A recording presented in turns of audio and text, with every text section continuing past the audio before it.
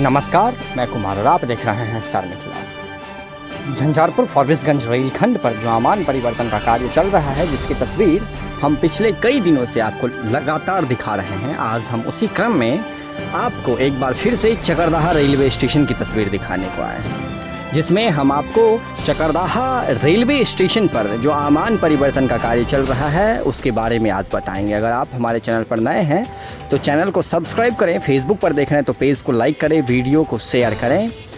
ये रिपोर्ट आप हमारे मित्र रुपेश जी की मदद से चकरदाहा से देख रहे हैं, जहां स्टेशन भवन का निर्माण कार्य चल रहा है, जिसमें काफ़ी गति देखी जा रही है। संभव है जो 15 अगस्त को इस रेलखंड पर सीआरएस होने की उम्मीद है। नरपतगंज से लेकर के फारबिसगंज तक जो 17 किलोमीटर की दूरी है, इस रूट पर सीआरएस निरीक्षण होगा और सितंबर में फर्स्ट वीक में इस रेलखंड पर ट्रेनों की परिचालन शुरू कर दी जाएगी। हालांकि बरसात का समय है जो बाधा उत्पन्न कर रही है यहाँ चल रहे आमान परिवर्तन के कार्य में।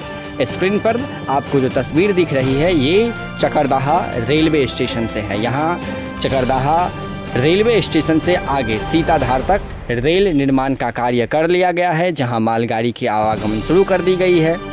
और चकरदाहा रेलवे स्टेशन और सीताधार के बाद जो 1.5 किलोमीटर की फासला बचती है, उसे तय करने में रेल महकमा पूर्ण रूप से अलर्ट है और काफ़ी गति में कार्य चल रही है। वैसे चकरदाहा रेलवे स्टेशन पर जो निर्माण का कार्य चल रहा है, स्टेशन भवन परिसर का, उसमें द्वितीय तल्ला का निर्माण कार्य चल रहा है।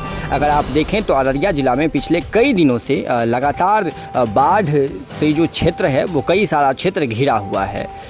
यहाँ बरसात भी काफ़ी ज़्यादा हुई है। आप स्क्रीन पर देख रहे हैं जो यहाँ भी स्टेशन के साइड में जो है वो पूरा जलजमाव है, पानी लगा हुआ है। आपको दूर दूर तक कहीं भी आने जाने की माध्यम ख़त्म हो गई है।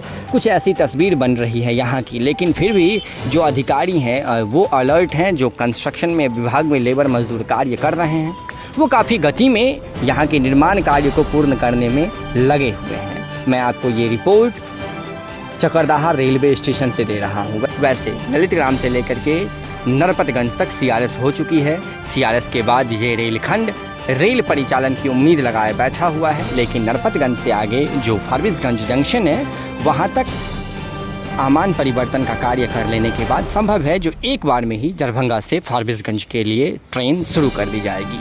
हालांकि काम तो बहुत बाकी है इस रेलखंड पर, लेकिन पैसेंजर ट्रेन शुरू करने के बाद धीरे धीरे आमान परिवर्तन और जो भी प्लेटफॉर्म निर्माण का कार्य हो वो सारी चीज़ें चलती रहेगी। जुड़े रहें स्टार मिथिला से। हम बहुत जल्द अगले वीडियो के साथ हाजिर होंगे। धन्यवाद। आप देख रहे थे स्टार मिथिला।